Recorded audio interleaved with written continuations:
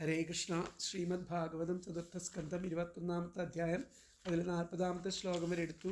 ബാക്കിയുള്ള ഭാഗങ്ങൾ നമുക്ക് കേൾക്കാം. അതുവരെയുള്ള ശ്ലോകങ്ങൾ നമുക്കൊന്ന് ചൊല്ലി നോക്കാം. ഓം നമോ ഭഗവതേ വാസുദേവായ. ശ്രീമദ് ഭാഗവതേ ചതുർത്ഥസ്കന്ധേ അഥേകവിംശോധ്യായ.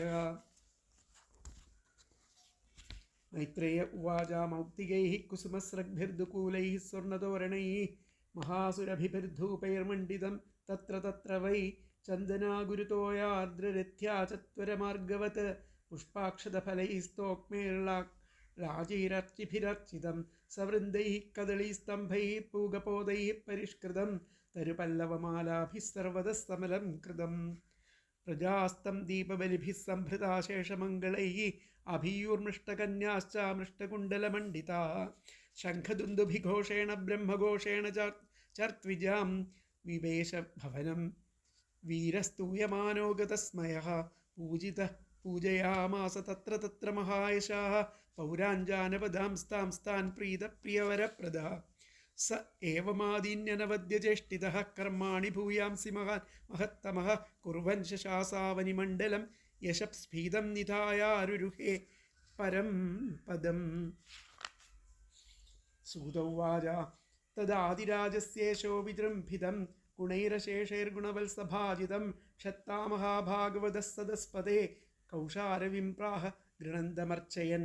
വിതുര ഉവാച സോഭിഷിക്തപൃഥുർവിപ്രൈർലബ്ധാശേഷ സുരാർഹണഃ ബിഭ്രത്സ വൈഷ്ണവം തേജോ ബാഹ്വൂര്യാഭ്യാം ദുദോഹഗാം കോന്വസ്യ കീർത്തിം ന ശൃണോത്യഭിജ്ഞോ യദ്വിക്രമോച്ഛിഷ്ടമശേഷഭൂപാ ലോകാഃ സപാലാ ഉപജീവന്തി കാമ അദ്യാപി തന്മേ വദ കർമ്മശുദ്ധം.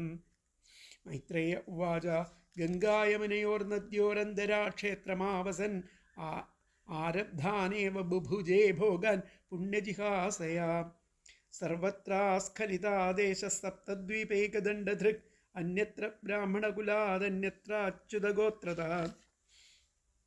ഏകദാസീൻ മഹാസത്രദീക്ഷാ തത്ര ദിവൗകസാം സമാജോ ബ്രഹ്മർഷീണാം രാജർഷീണാം ച സത്തമാം തസ്മിന്നർഹസ്സു സർവേഷു സ്വർച്ചിതേഷു യഥാർഹതഃ ഉത്ഥിതഃ സദസോ മധ്യേ താരാണാമുടുരാടിവ പ്രാംശുപീനായത ഭുജോ ഗൗരക്കഞ്ചാരുണേക്ഷണഃ സുനാസഃ സുമുഖഃ സൗമ്യ പീനാംസ സുദ്വിജസ്മിതഃ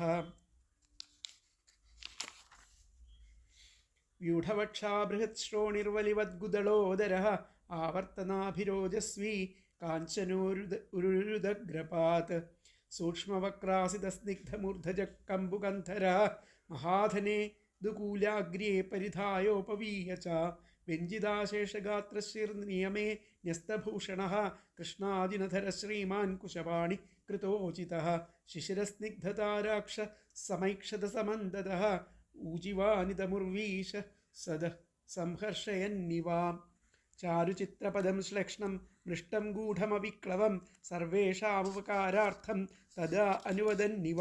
രാജോവാച സഭ്യാഃ ശൃണുത ഭദ്രം വ സാധവോ യൈഹാഗതാഃ സൽസു ജിജ്ഞാസുഭിർധർമ്മമാവേദ്യം സ്വമനീഷിതം.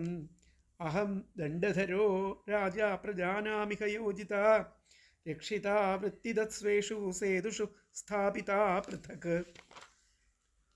തസ്യമേതദനുഷ്ഠാനാദ്യാനാഹുർബ്രഹ്മവാദിനഃ ലോകാസ്യുഃകാമസംദോഹ യസ്യ തുഷ്യതി ദിഷ്ട്യദൃക്. യ ഉദ്ധരേത് കരം രാജാ പ്രജാധർമ്മേഷ്വശിക്ഷയൻ പ്രജാനാം ശമലം ഭുങ്ക്തേ ഭഗം ജ സ്വം ജഹാതി ച തൽപ്രജാഃ ഭർതൃപിണ്ഡാർത്ഥം സ്വാർത്ഥമേവാനസൂയവഃ കുരുതാധോക്ഷജധിയസ്തർഹി മേ അനുഗ്രഹകൃതഃ. യൂയം തദനുമോദധ്വം പിതൃദേവർഷയോ മലാഃ കർത്തുശാസ്ത്രനുജ്ഞാതുസ്തുല്യം യൽപ്രേത്യ തൽഫലം അസ്തി യജ്ഞപതിർനാമ കേഷാഞ്ചിദർഹസത്തമാഃ ഇഹാമുത്ര ചലക്ഷ്യന്തേ ജ്യോത്സ്നാവത്യ ക്വചിത് ഭുവഃ. മനോരുത്താനുപാദസ്യ ധ്രുവസ്യാപി മഹീപതേഃ പ്രിയവ്രതസ്യ രാജർഷേരംഗസ്യാസ്തൽപിതുഃ ഈദൃശാനാം അഥാന്യേഷാമജസ്യ ജ ഭവസ്യ ച പ്രഹ്ലാദസ്യ ബലേശ്ചാപീകൃത്യമസ്തി ഗദാഭൃതാ ദൗഹിത്യാദീനൃതേ മൃത്യോശോച്യാൻ ധർമ്മവിമോഹിതാൻ വർഗസ്വർഗാപവർഗാണാം പ്രായേണൈകാത്മ്യഹേതുന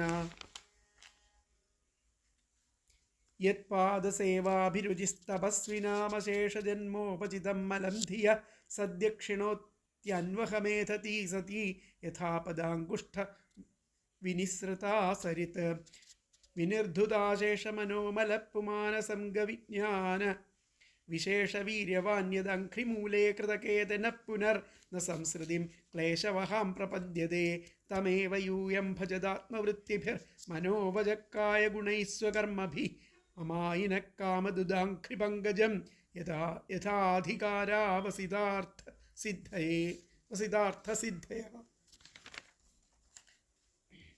അസാവിഹാനേകഗുണോ ഗുണോദ്ഭര പൃഥക് വിധദ്രവ്യഗുണക്രിയോക്തിഭിः സമ്പദ്യതേ അർത്ഥാശയലിംഗനാമഭിർ വിശുദ്ധവിജ്ഞാനഘനസ്വരൂപതഃ പ്രധാനകാലാശേ ധർമ്മസംഗ്രഹേ ശരീരേഷ പ്രതിപദ്യചേതനാം ക്രിയാഫലത്വേന വിഭുർവിഭാവ്യതേ യഥാനലോ ദാരുഷതൽഗുണാത്മകാം അഹോ മമാമീ വിതരന്ത്യനുഗ്രഹം ഹരിം ഗുരും യജ്ഞഭുജാമധീശ്വരം സ്വധർമ്മയോഗേന യജന്തി മാമകാ നിരന്തരം ക്ഷോണിതലേ ദൃഢവ്രതാ മാ ജാതു തേജപ്രഭവേന്മഹർദിഭിസ്തിദിക്ഷയാ തപസാ വിദ്യയാ ച ദേദീപ്യമാനേ ജിതദേവതാനാം കുലേ സ്വയം രാജകുലാൽ ദ്വിജാനാം ബ്രഹ്മണ്യദേവ പുരുഷ പുരാതനോ നിത്യം ഹരിർയച്ചരണാഭിവന്ദനാത് അവാവലക്ഷ്മീമനപായിനിം യശോ ജഗൽപവിത്രം ച മഹത്തമാഗ്രണീ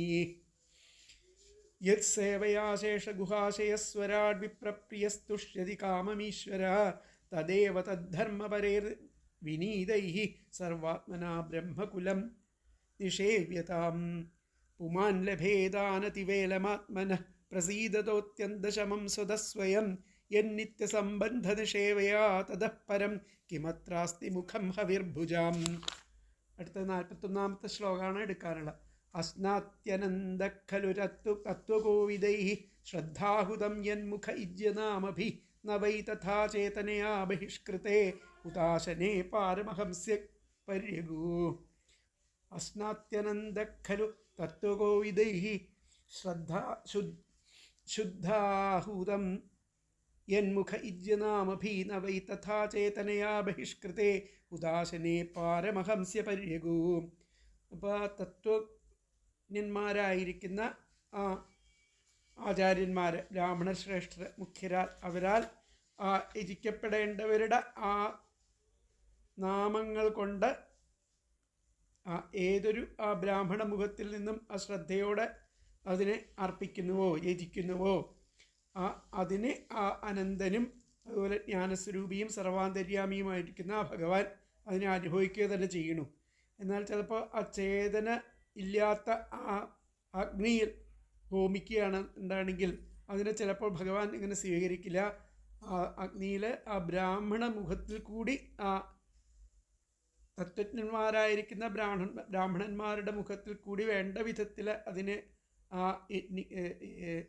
അതിനെ ഹോമിക്കുമ്പോൾ മാത്രമേ യജ്ഞഭാഗത്തെ ഭഗവാൻ സ്വീകരിക്കുന്നുള്ളൂ എന്ന് പറയുന്നു. വേദജ്ഞന്മാരായ ബ്രാഹ്മണന്മാർക്കാണ് പരിശുദ്ധമായ അഗ്നിയേക്കാൾ പ്രാധാന്യം കൊടുക്കുന്നത് എന്നുള്ളതാണ് ഇവിടെ കാണിക്കുന്നത്. അപ്പോൾ അസ്നാത്യനന്ദഖലു തത്വകോവിദൈഃ ശുദ്ധാഹുതം യന്മുഖ ഇജ്യനാമഭി ന വൈ തഥാ ചേതനയാ ബഹിഷ്കൃതേ ഹുതാശനേ പാരമഹംസ്യ പര്യഗൂ.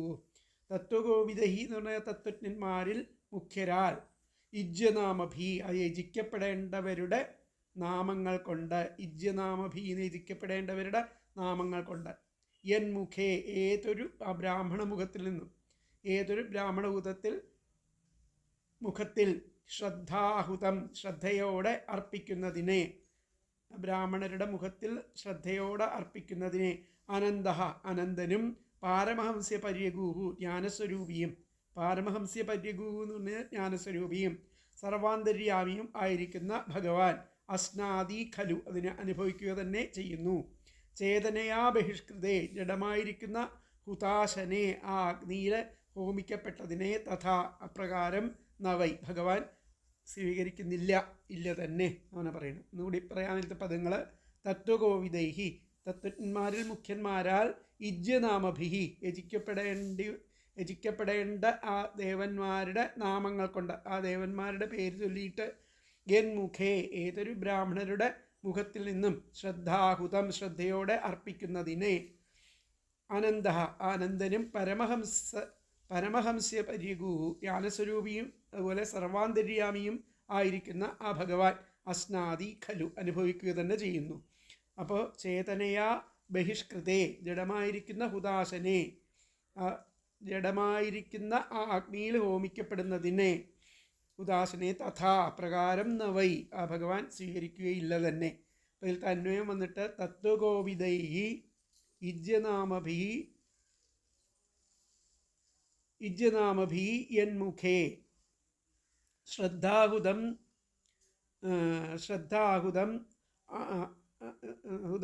അനന്തഃ പാരമഹംസ്യ പര്യഗുഃ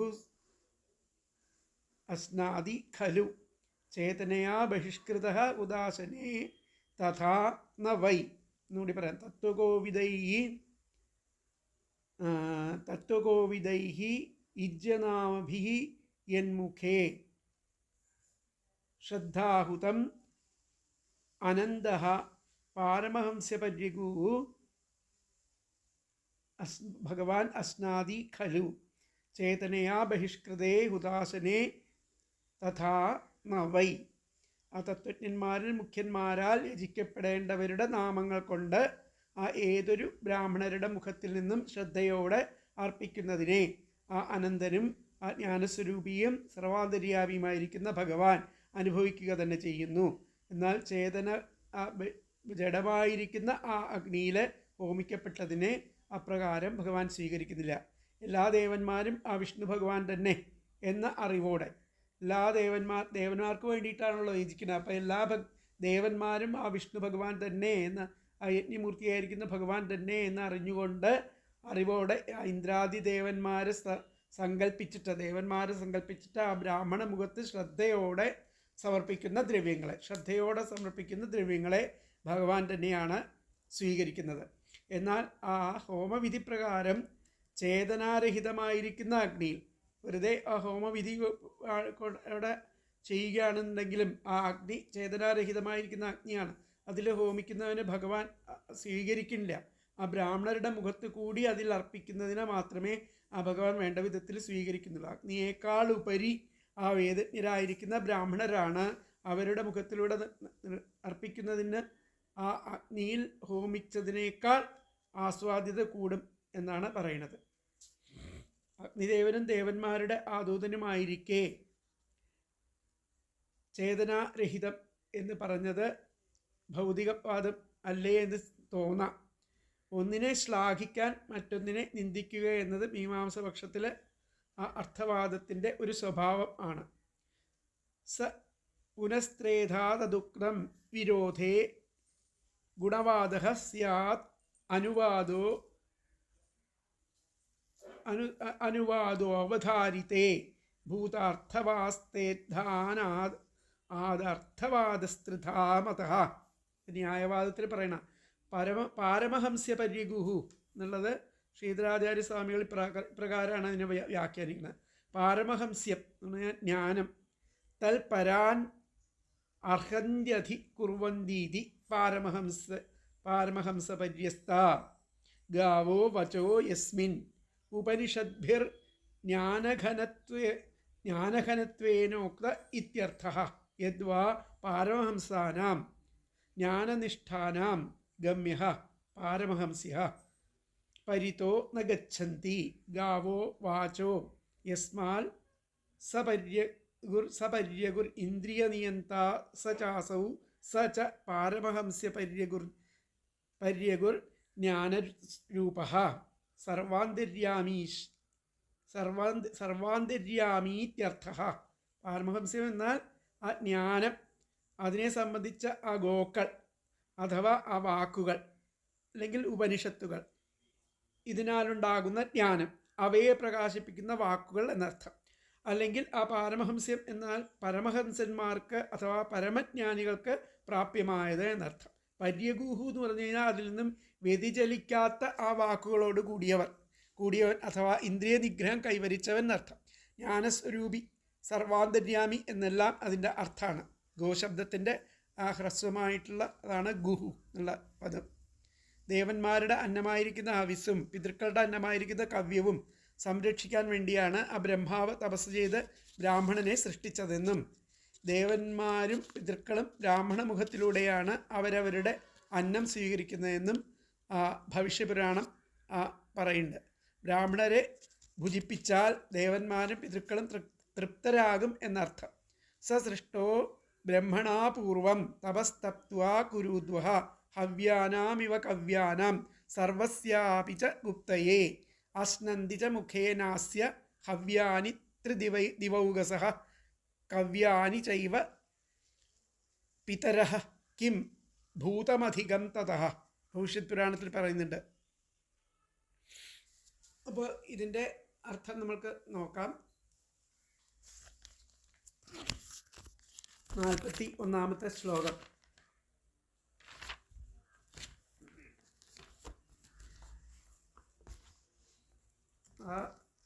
ഈ ഈശ്വരതത്വത്തെ ശരിക്കും അറിഞ്ഞിട്ടുള്ളവരാൽ ആരാധ്യ ആ ദേവന്മാരുടെ ആ ഇന്ദ്രാദികളുടെ പേരുകൾ കൊണ്ട് യാതൊരു ബ്രാഹ്മണരുടെ മുഖത്തിൽ ശ്രദ്ധാപൂർവം സമർപ്പിതമായതിനെ അപരിച്ഛിന്നനായിരിക്കുന്ന ഭഗവാൻ അനുഭവിക്കുന്നു. അതുപോലെ ആ ജ്ഞാനഗമ്യനും സർവാന്തര്യാമിയുമായിരിക്കുന്ന അങ്ങ് ആ ജീവചൈതന്യത്തോട് അകന്നിരിക്കുന്ന ആ ജഡമായ അഗ്നിയിൽ ഹോമിക്കപ്പെട്ടതിനെ അനുഭവിക്കുന്നില്ല. സചേതനത്വം കൊണ്ട് മാത്രമല്ല, വേദജ്ഞാനം കൊണ്ടും അഗ്നിയേക്കാൾ ആ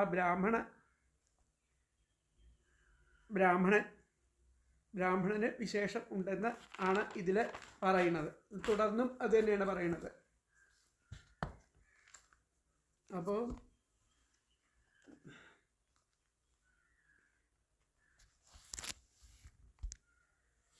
പരമഹംസന്മാരാൽ ആ പ്രാപ്യനും വേദങ്ങളിൽ പ്രതിപാദിക്കപ്പെടുന്നവനും അപരിച്ഛിന്നനും ആയിരിക്കുന്ന ഭഗവാൻ ആ പൂജ്യന്മാരായിരിക്കുന്ന ദേവന്മാരുടെ നാമങ്ങൾ ഉച്ചരിച്ചിട്ട് തത്വം അറിഞ്ഞ ആ ബ്രാഹ്മണരാൽ ശ്രദ്ധയോടുകൂടി വിധിപ്രകാരം ഹോമിക്കപ്പെടുന്ന ഹവിസിനെ അനുഭവിക്കുന്നു. എന്നാൽ ചേതനാരഹിതമായിരിക്കുന്ന അഗ്നിയിൽ ഹോമിക്കുന്ന ഹവിസിനെ അപ്രകാരം സ്വീകരിക്കുന്നില്ല.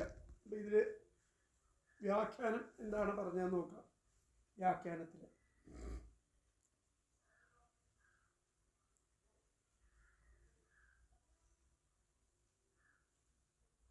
ഇവിടെ 41-ാമത്തെ ശ്ലോകം. അനന്തോ ബ്രഹ്മണമുഖേ ഹുതം. അനന്തനായിരിക്കുന്ന ഭഗവാൻ ആ ബ്രാഹ്മണരുടെ മുഖത്തിലൂടെ ഹോമിക്കപ്പെടുന്ന യഥാശ്നാദി ഇതിനെ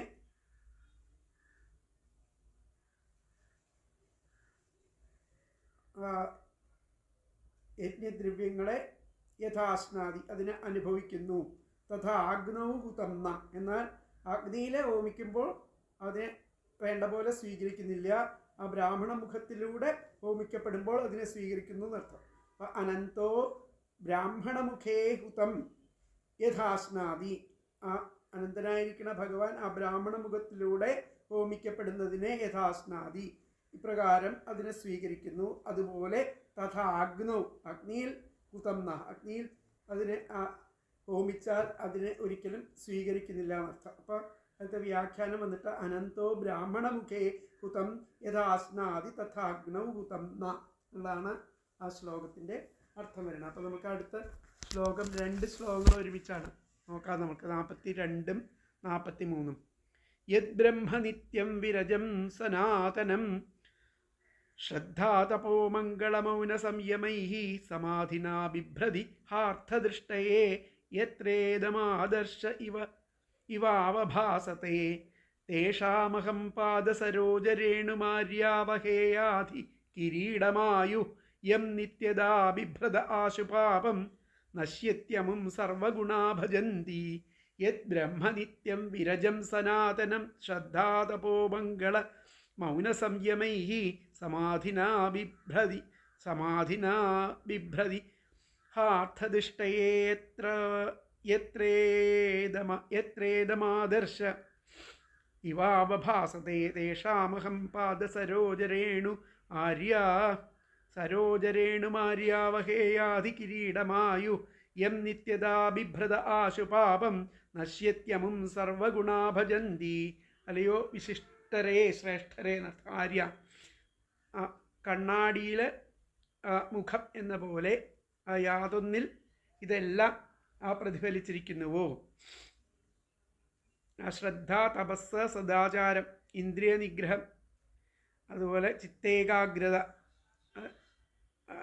അർത്ഥജ്ഞാനത്തിന് വേണ്ടിയിട്ട് യാതൊരുവർ ആ രജോഗുണ വിമുക്തവും നിത്യവുമായിരിക്കുന്ന വേദത്തെ ധരിക്കുന്നുവോ അവരുടെ ആ പാദപത്മങ്ങളിലെ പൊടിയെ ഞാൻ ആ ആയുസ്സിൻ്റെ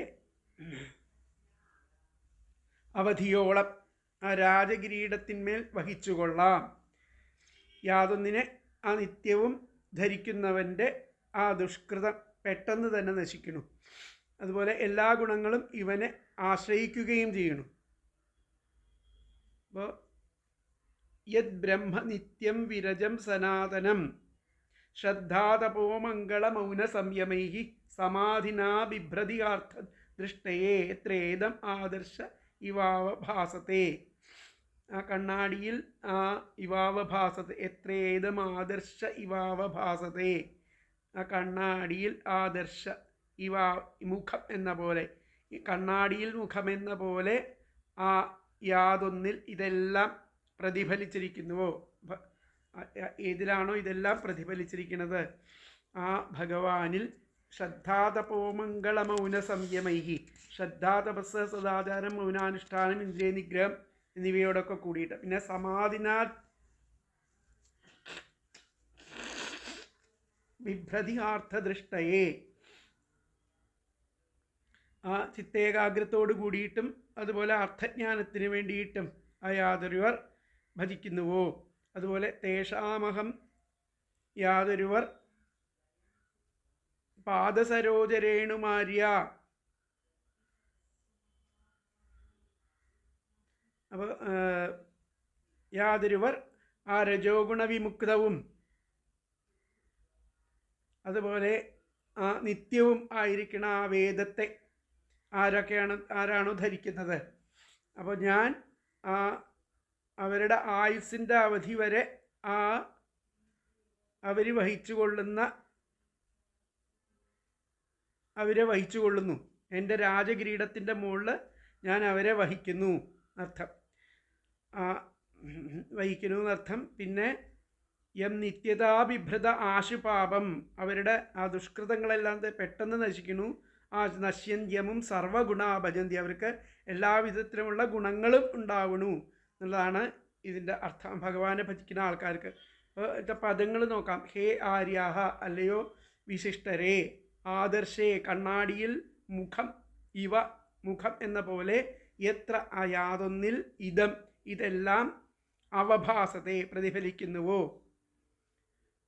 അങ്ങനെയുള്ള ഭഗവാനിൽ ശ്രദ്ധാതപോ മംഗള മൗന സംയമൈ, ശ്രദ്ധാതപസ്, സദാചാരം, മൗനാനുഷ്ഠാനം, ഇന്ദ്രിയ നിയന്ത്രണം എന്നിവയോടും സമാധിന ചിത്തേകാഗ്രത്തോടും അർത്ഥദൃഷ്ടയെ, അർത്ഥജ്ഞാനത്തിന് വേണ്ടി യാതൊരുവർ വിരജം, ആ രജോഗുണ വിമുക്തമായിട്ടൊക്കെ ഭജിക്കണം. സനാതനം, ആ നിത്യവുമായിരിക്കുന്ന ബ്രഹ്മ അവേദത്തെ ബിഭ്രതി ധരിക്കുന്നുവോ? തേഷാം, അവരുടെ പാദസരോജരേണും, അവരുടെ പാദസരോജത്തിലെ രേണുപൊടിയെ, പൊടിയെ അഹം, ഞാൻ, ആ ആയുസ്സിൻ്റെ അവധികാലം കഴിയുന്നത് വരെ അധികിരീടം, രാജകിരീടത്തിന്മേൽ എൻ്റെ രാജകിരീടത്തിന്മേൽ ഞാൻ വഹിച്ചുകൊള്ളാം എന്ന് പറയുന്നു. ദുഷ്കൃതം, ദുഷ്കൃതമായി പെട്ടെന്ന് അവരുടെയൊക്കെ ദുഷ്കൃതങ്ങൾ പെട്ടെന്ന് തന്നെ ദുഷ്കൃതം ആശു പെട്ടെന്ന് നശ്യതി നശിക്കുന്നു. സർവഗുണ, എല്ലാ ഗുണങ്ങളും അമും ഇവനെ ഭജന്തി ആശ്രയിക്കുകയും ചെയ്യുന്നു. ആ ആയുഹു ആയു എന്നുള്ളതാണ് വരുന്നത്. അപ്പോൾ ഒന്നുകൂടി നോക്കാം. ഹേ ആര്യാഹ, അല്ലയോ വിശിഷ്ടരെ, ആദർശേ കണ്ണാടിയിൽ, മുഖം ഇവ മുഖം എന്ന പോലെ, എത്ര യാതൊന്നിൽ, ഇതം ഇതെല്ലാം, അവഭാസത്തെ പ്രതിഫലിക്കുന്നുവോ.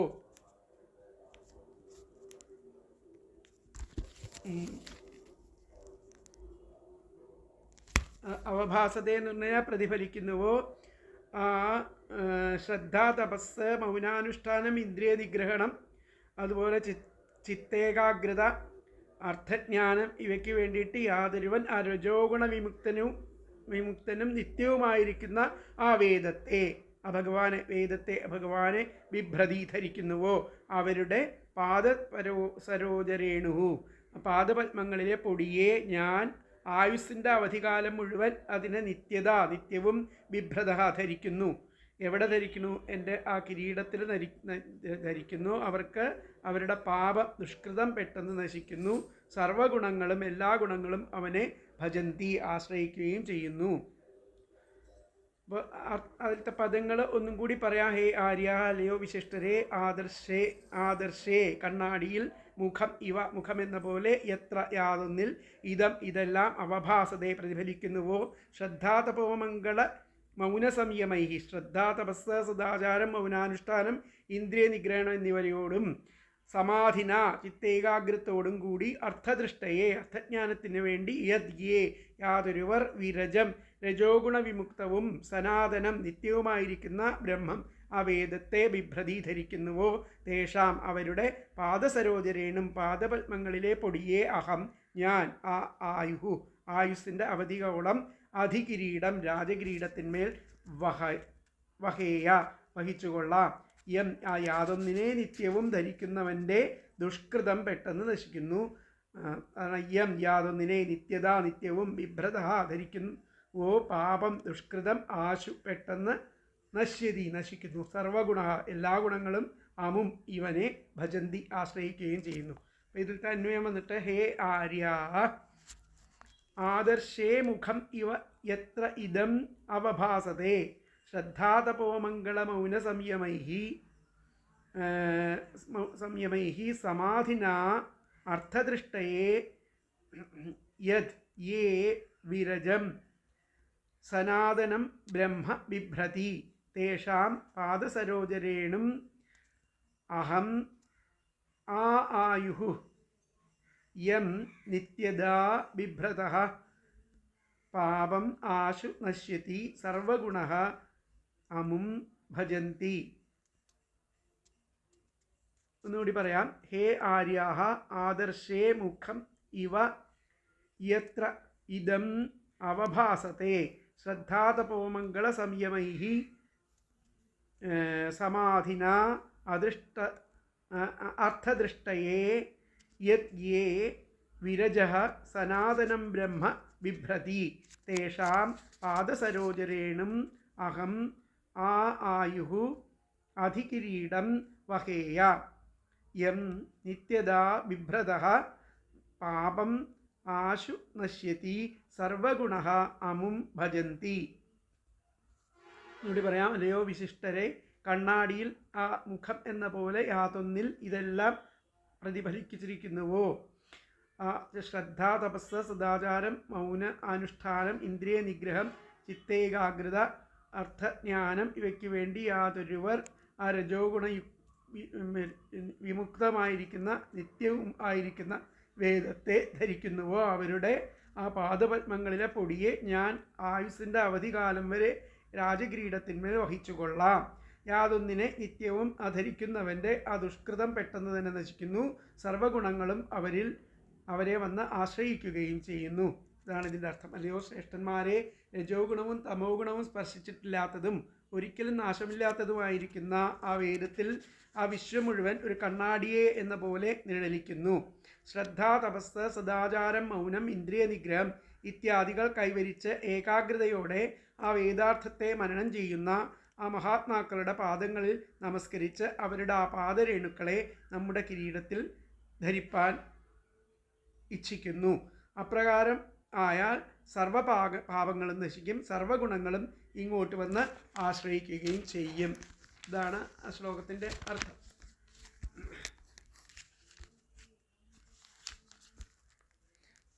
മംഗളശബ്ദാർത്ഥം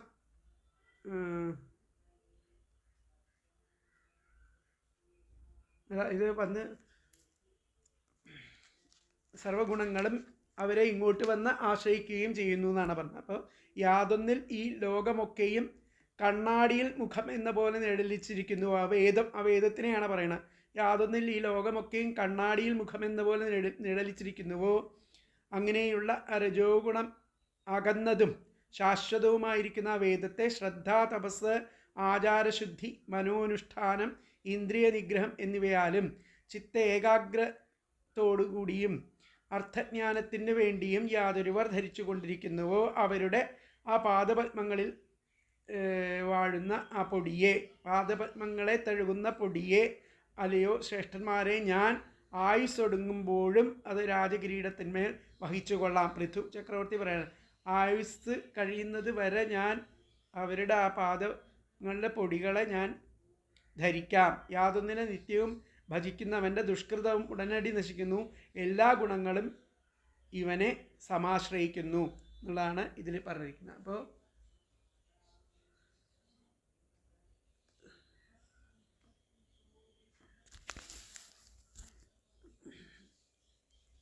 പരമഹംസന്മാരാൽ പ്രാപ്യനും അത് പറഞ്ഞു. അപ്പോൾ ഈ പരമഹംസന്മാരായിരിക്കുന്ന ബ്രാഹ്മണർ മന്ത്രവിധി പ്രകാരം വേദമന്ത്രങ്ങൾ ഉച്ചരിച്ചുകൊണ്ട് അർപ്പിക്കുന്ന യജ്ഞഭാഗത്തെ ഭഗവാൻ സ്വീകരിക്കുന്നു.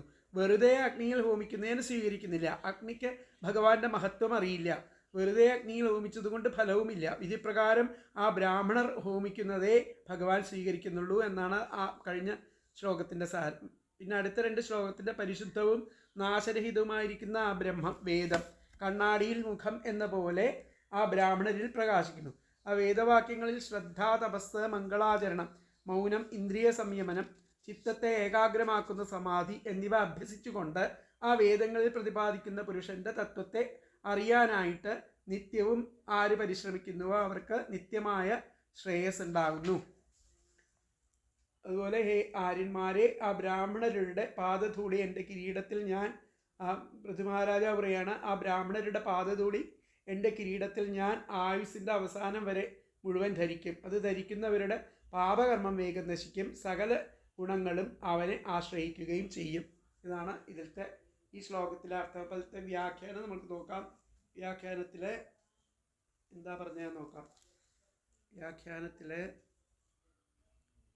ഏ നിത്യം സമാധിനാ ബ്രഹ്മബിഭ്രതി, ആരാണോ അസമാധിയിലൂടെ ഈ വേദത്തെ ധരിക്കുന്നത്, തേഷാം അവരുടെ പാദരേണുക്കളെ കിരീടേന എൻ്റെ കിരീടത്തിൽ ധാരയാമി ഞാൻ വഹിക്കുന്നു എന്നാണ് പറയുന്നത്. ഏ നിത്യം സമാധിനാ ബ്രഹ്മബിഭ്രതി, ആരാണോ നിത്യവും ആ സമാധിയോട് കൂടിയിട്ട് സമദർശിത്വത്തോട് കൂടിയിട്ട് ആ വേദത്തെ ധരിക്കുന്നത്, വേദവാക്യങ്ങളെ ധരിക്കുന്നത്, തത്വജ്ഞാനത്തെ ധരിക്കുന്നത്, അവരിൽ തേഷാം അവരുടെ പാദരേണുക്കളെ ഞാൻ കിരീടത്തിൽ ധാരയാമി. അപ്പോൾ വ്യാഖ്യാനം വന്നിട്ട് ഏ നിത്യം സമാധിനാ ബ്രഹ്മബിഭ്രതി തേഷാം പാദരേണും കിരീടേണ ധാരയാമി എന്നാണ് ശ്ലോകത്തിൻ്റെ വ്യാഖ്യാനം. അപ്പോൾ 44-ാമത്തെ ശ്ലോകം നമ്മൾക്ക് നോക്കാം. ഗുണായനം ശീലധനം കൃതജ്ഞം വൃദ്ധാശ്രയം സംവൃണുതേനു സമ്പദ പ്രസീദതാം ബ്രഹ്മകുലം ഗവാം ച ജനാർദ്ദന സാനുചരശ്ച മഹ്യം. ആ ഗുണങ്ങൾക്ക് ആശ്രയഭൂതനും ആ ശീലഗുണം ആകുന്ന ധനത്തോടു കൂടിയവനും, ഗുണായനം ശീലധനം കൃതജ്ഞം ഉപകാരസ്മരണയുള്ളവനും ആയിരിക്കുന്ന ആ വൃദ്ധരെ ആശ്രയിച്ചവനും ആയിരിക്കുന്ന അവനെ, അങ്ങനെയുള്ള ആൾക്കാരെ ആ സമ്പത്തുക്കൾ പിന്തുടർന്നിട്ട് വന്നു ചേരും. സമ്പത്തുകളൊക്കെ അവിടെ വന്നു ചേരുന്നു. ആ ബ്രാഹ്മണ കുലവും ഗോക്കളുടെ സമൂഹവും അനുചരന്മാരോട് കൂടിയിരിക്കുന്ന ആ ഭഗവാൻ മഹാവിഷ്ണുവും എനിക്ക് ആയിക്കൊണ്ടിട്ട് പ്രസാദിക്കണമേ എന്നുള്ളതാണ് പറയുന്നത്. പ്രസീദതാം ബ്രഹ്മകുലം ഗവാം ച ജനാർദ്ദനം സാനുചരശ്ച മഹ്യം. അപ്പോൾ ആ ഗുണായനം ശീലധനം കൃതജ്ഞം, ആ ഗുണങ്ങൾക്ക് ആശ്രയഭൂതനും ശീലഗുണനും ആകുന്ന അധനത്തോടു കൂടിയവനും ഉപകാരസ്മരണയുള്ളവനും, അതുപോലെ വൃദ്ധാശ്രയം, വൃദ്ധന്മാരെ ആശ്രയിക്കുന്നവൻ. വൃദ്ധന്മാരെന്ന് പറഞ്ഞു കഴിഞ്ഞാൽ ഈ ജ്ഞാനവൃദ്ധന്മാരെ ആശ്രയിക്കുന്നവൻ, അവരെ അങ്ങനെയുള്ളവരെ സമ്പത്തുകൾ പിന്തുടർന്ന് അവർക്കൊക്കെ സമ്പത്തുകൾ വന്നു ചേരും, സമ്പത്തുകൾ പിന്തുടർന്ന് വന്നു ചേരുന്നു. അങ്ങനെ ആ ബ്രാഹ്മണകുലവും ആ ഗോക്കളുടെ സമൂഹവും ആ അനുചരന്മാരോടുകൂടിയ ആ ഭഗവാൻ മഹാവിഷ്ണുവും എന്നിൽ പ്രസാദിക്കുന്നു. അതുകൊണ്ട് പ്രസാദിക്കണമേ എന്ന് സ്തുതിക്കുകയാണ്. ഗുണായനം ശീലധനം കൃതജ്ഞം വൃദ്ധാശ്രയം സംവൃണുതേനു സമ്പദ പ്രസീദതാം ബ്രഹ്മകുലം ഗവാം ച ജനാർദ്ദനം സാനുചരശ്ച മഹ്യം.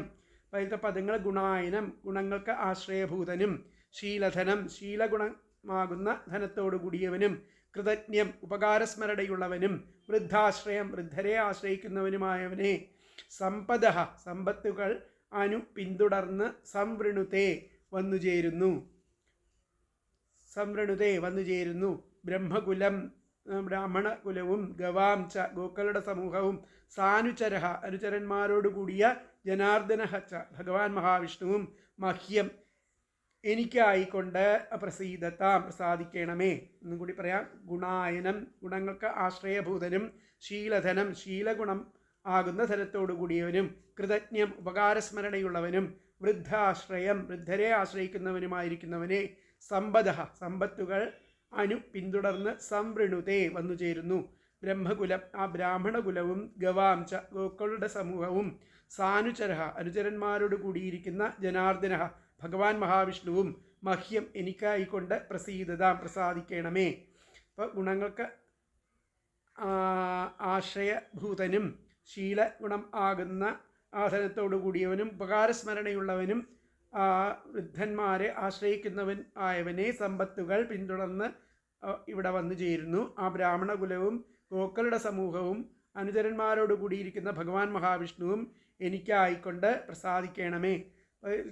അന്വയം വന്നിട്ട് ഗുണായനം ശീലധനം കൃതജ്ഞം വൃദ്ധാശ്രയം സമ്പദ സംവൃണുതേ ബ്രഹ്മകുലം ഗവാം ച സാനുചരഃ ജനാർദ്ദനഃ മഹ്യം പ്രസീദതാം. എന്നുകൂടി പറയാം. ഗുണായനം ശീലധനം കൃതജ്ഞം വൃദ്ധാശ്രയം സമ്പദഃ സംവൃണുതേ ബ്രഹ്മകുലം ഗവാം ച സാനുചരഃ ജനാർദ്ദനഃ മഹ്യം പ്രസീദതാം. ഗുണങ്ങൾക്ക് ആശ്രയഭൂതനും നല്ല ശീലമാകുന്ന ധനത്തോടു കൂടിയവനും കൃതജ്ഞതയുള്ളവനും വൃദ്ധന്മാരെ ആശ്രയിക്കുന്നവനുമായിരിക്കുന്നവനെ എല്ലാ സമ്പത്തുകളും അങ്ങനെയുള്ളവരെ എല്ലാ സമ്പത്തുകളും വരിക്കുന്നു. അതിനാൽ ആ ബ്രാഹ്മണകുലവും ഗോക്കളുടെ കുലവും ഭക്തന്മാരോട് കൂടിയ ഭഗവാനും എന്നിൽ പ്രസാദിക്കുമാറാകട്ടെ.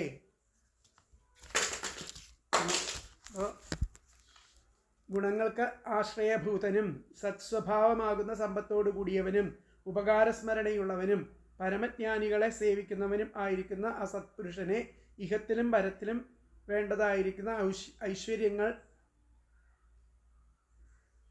വന്ന് സേവിക്കുന്നു. അതിനാൽ ആ ബ്രാഹ്മണ സമൂഹവും ഗോവൃന്ദവും അനുചരന്മാരോട് കൂടിയ ഭഗവാൻ ശ്രീഹരിയും എനിക്കായിക്കൊണ്ട് പ്രസാദിക്കണമേ. ഗുണങ്ങളുടെ ആ സ്ഥാനഭൂതനും സത്സ്വഭാവത്തെ ധനമായി കരുതിയിരിക്കുന്നവനും ആയ അവരുമായ ആ വൃദ്ധന്മാരെ ആശ്രയിക്കുന്നവനും കൃതജ്ഞനുമായിരിക്കുന്ന പുരുഷനെ പുരുഷാർത്ഥങ്ങളാകുന്ന സമ്പത്ത് അങ്ങനെയുള്ള പുരുഷാർത്ഥങ്ങളാകുന്ന സമ്പത്ത് വർദ്ധിച്ചുകൊണ്ടിരിക്കും.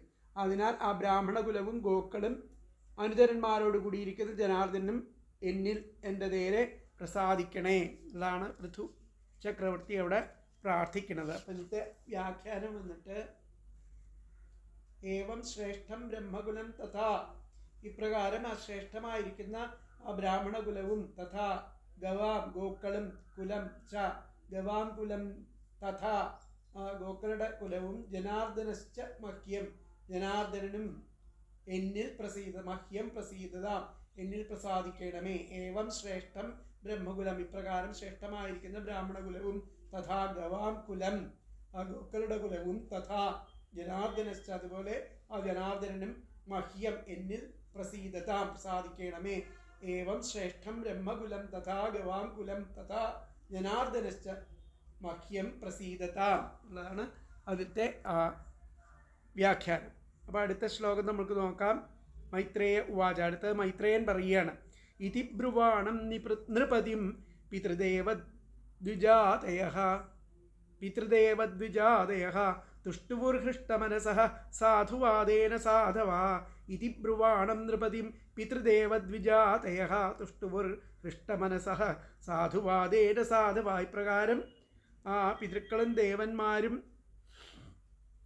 അതുപോലെ ബ്രാഹ്മണരും സന്തുഷ്ടരായിട്ട് സദ്വാക്യം കൊണ്ട് ഇപ്രകാരം പറയുന്ന ആ രാജാവിനെ സ്തുതിച്ചു. അപ്പോൾ ബാക്കി എല്ലാവരും ആ രാജാവിനെ സ്തുതിച്ചു എന്നുള്ള.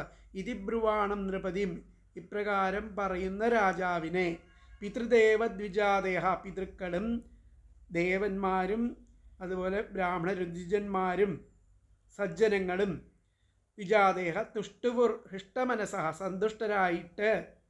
സന്തുഷ്ടരായിട്ട് സാധുവാക്യം കൊണ്ട്, നല്ല വാക്യങ്ങളെ കൊണ്ട്, ഇതി ഇപ്രകാരം പറയുന്ന ആ രാജാവിനെ തുഷ്ടുവുഹു, അദ്ദേഹത്തെ സാധവഹ എന്ന് പറഞ്ഞു കഴിഞ്ഞാൽ സജ്ജനങ്ങളായിരിക്കുന്ന അവരെ സ്തുതിച്ചു. തുഷ്ടുവുഹു എന്ന് പറഞ്ഞു കഴിഞ്ഞാൽ സ്തുതിച്ചു എന്നർത്ഥം. അപ്പം ഇതിൻ്റെ പദങ്ങളെ പിതൃദേവദ്വിജാതയ, പിതൃക്കളും ദേവന്മാരും ദ്വിജന്മാരും അടങ്ങുന്ന സാധവഹ, ആ സജ്ജനങ്ങളെ, ഹൃഷ്ടമനസഹ, സന്തുഷ്ടരായിട്ട്, സാധുവാദേന, സദ്വാക്യം കൊണ്ട്, ഇതി ഇപ്രകാരം ബ്രുവാണം പറയുന്ന നൃപതിം, ആ രാജാവിനെ തുഷ്ടുവുഹു സ്തുതിച്ചു. എന്നുകൂടി പറയാം. പിതൃദേവദ്വിജാദേഹ, പിതൃക്കളും ദേവന്മാരും ദ്വിജന്മാരും അടങ്ങുന്ന സാധവഹ, ആ സജ്ജനങ്ങൾ, ഹൃഷ്ടമനസഹ, സന്തുഷ്ടരായിട്ട്, സാധുവാദേന, സദ്വാക്യങ്ങൾ കൊണ്ട്, ഇതി ഇപ്രകാരം ബ്രുവാണം പറയുന്ന ആ നൃപതിം, രാജാവിനെ തുഷ്ടുവുഹു സ്തുതിച്ചു. അപ്പോൾ ഇതിലത്തെ അന്വയം വന്നിട്ട് പിതൃദേവദ്വിജാതയ സാധവഹ ഹൃഷ്ടമനസഃ സാധുവാദേന ഇതി ബ്രുവാണം നൃപതിം തുഷ്ടുവുഹു. പിതൃദേവദ്വിജാതയ സാധവഹ ഹൃഷ്ടമനസഃ സാധുവാദേന ഇതി ബ്രുവാണം നൃപതിം തുഷ്ടുവുഹു. പിതൃക്കളും ദേവന്മാരും ദ്വിജന്മാരുമടങ്ങുന്ന ആ സജ്ജനങ്ങൾ സന്തുഷ്ടരായിട്ട് സദ്വാക്യം കൊണ്ട് ഇപ്രകാരം പറയുന്ന ആ രാജാവിനെ സ്തുതിച്ചു. പിതൃക്കൾ, ദേവന്മാർ, ദ്വിജന്മാർ എന്നിവരടങ്ങിയിരിക്കുന്ന സജ്ജനങ്ങൾ ആ പൃഥുവിൻ്റെ വാക്യം കേട്ടിട്ട് സന്തുഷ്ടരായിട്ട് നന്നായി എന്ന് പറഞ്ഞിട്ട് അതിനെ അനുമോദിച്ചു എന്നർത്ഥം. അപ്പോൾ ഇപ്രകാരം ആ ഭാഷണം ചെയ്യുന്ന രാജാവിനെ പിതൃക്കളും ദേവന്മാരും ബ്രാഹ്മണരും ഉത്തമ ജനങ്ങൾ, ബ്രാഹ്മണരും ആയിരിക്കുന്ന ഉത്തമ ജനങ്ങൾ സന്തുഷ്ടചിത്തരായിട്ട് അനുമോദനം കൊണ്ട് സ്തുതിച്ചു. ഇവിടെ മൈത്രേയൻ പറയുകയാണ്, ഇപ്രകാരം പ്രജകൾക്ക് ധർമ്മോപദേശം ചെയ്യുന്ന ആ രാജാവിനെ സാധുക്കളായിരിക്കുന്ന പിതൃക്കൾ, ദേവന്മാർ, ദ്വിജന്മാർ എന്നിവരടങ്ങിയ ആ സദസ്യർ ഒന്നടങ്കം ഏറ്റവും സന്തോഷത്തോടെ സാധു നന്നായി എന്ന് പറഞ്ഞ് വാദിച്ച് സ്തുതിച്ചു എന്നർത്ഥം.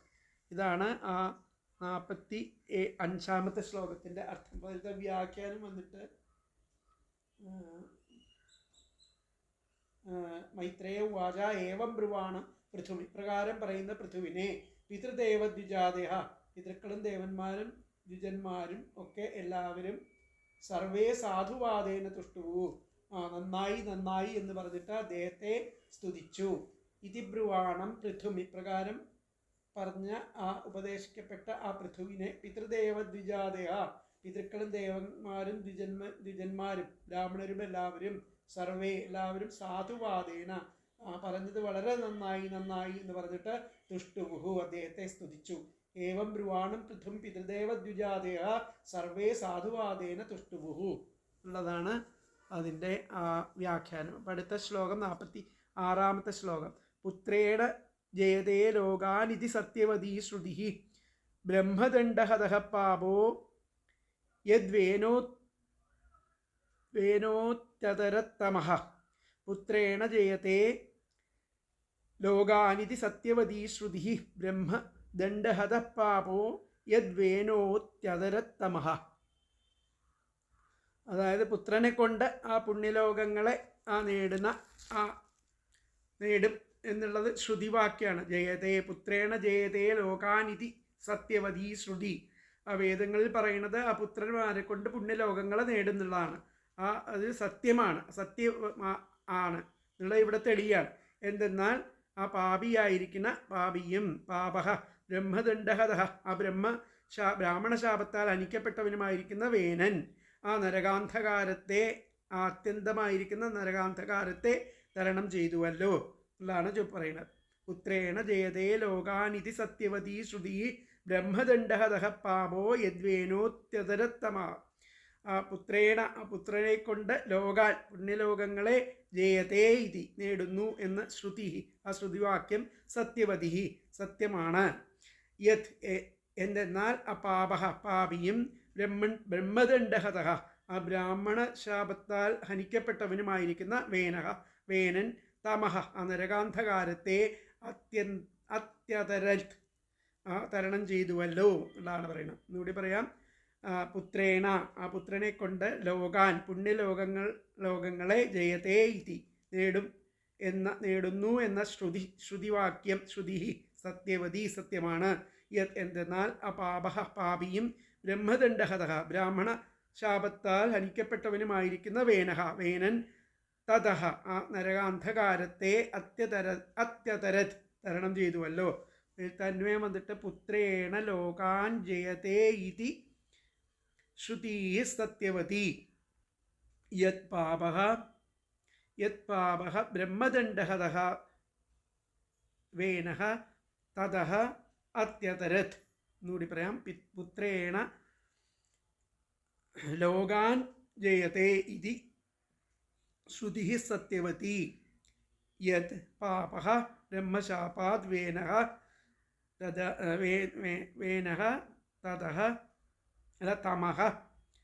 തമഃ അത്യതരൽ വേനഃ തമഃ അത്യതരൽ. പുത്രനെ കൊണ്ട് ആ പുണ്യലോകങ്ങളെ ജയിക്കും എന്നുള്ള ആ ശ്രുതിവാക്യം സത്യമാണ്. എന്തെന്നാൽ ആ പാവിയും ആ ബ്രാഹ്മണ ശാപത്താൽ ഹനിക്കപ്പെട്ടവനുമായിരിക്കുന്ന വേനൻ ആ നരകാന്ധകാരത്തെ തരണം ചെയ്തുവല്ലോ. ഒരു സൽപുത്രനെ കൊണ്ട് പിതാവ് പുണ്യലോകങ്ങളെ പ്രാപിക്കും എന്ന വേദവാക്യം സത്യമാണ്. മഹാഭാവിയും ബ്രാഹ്മണരാൽ നിഗ്രഹിക്കപ്പെട്ടവനുമായ വേനൻ ആ പൃഥുവാകുന്ന സൽപുത്രനിലൂടെ നരകത്തെ തരണം ചെയ്തുവല്ലോ. അപ്പോൾ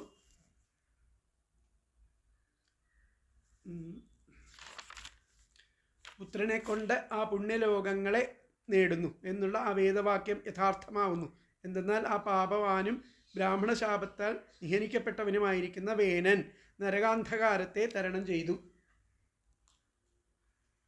അപ്പോൾ സൽപുത്രനായിരിക്കുന്ന പിതാവിൻ്റെ പുണ്യകർമ്മങ്ങളുടെ ഫലമായിട്ട് നിരവധി പാപകർമ്മങ്ങൾ ചെയ്തവനും ബ്രാഹ്മണ ശാപത്താൽ ഹനിക്കപ്പെട്ടവനുമായിരിക്കുന്ന വേനൻ ആ നരകത്തെ പ്രാപിക്കാതെ പുണ്യലോകത്തെ പ്രാപിച്ചിരിക്കുന്നു. അതാണ് ഇതിൻ്റെ അർത്ഥം.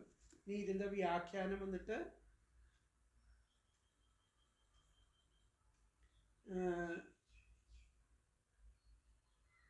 പുത്രേണ ലോകാൻ ജയതി പുത്രനെ കൊണ്ട് ലോകത്തെ ജയിക്കണു. ഇത് സത്യവതി ശ്രുതി. ശ്രുതി വേദവാക്യം സത്യമാണ്. വേനു എപ്രകാരം വേനൻ ബ്രഹ്മദണ്ഡഹതോപി ബ്രാഹ്മണ ശാപത്താൽ ഹനിക്കപ്പെട്ടവനാണെങ്കിൽ കൂടി നരകം ത്വത്തരൽ നരകത്തെ ആ പുത്രനാൽ അതിതരണം ചെയ്തു, നരകാന്ധകാരത്തെ തരണം ചെയ്തു എന്നാണ് പറയുന്നത്. അപ്പോൾ ഒന്നുകൂടി പറയാം. പുത്രേണ ലോകാൻ ജയതി ഇതി സത്യവതി ശ്രുതി. പുത്രന്മാരെ കൊണ്ട് ലോകത്തെ ജയിക്കുന്നു എന്നത് ആ ശ്രുതിവാക്യം സത്യമാണ്.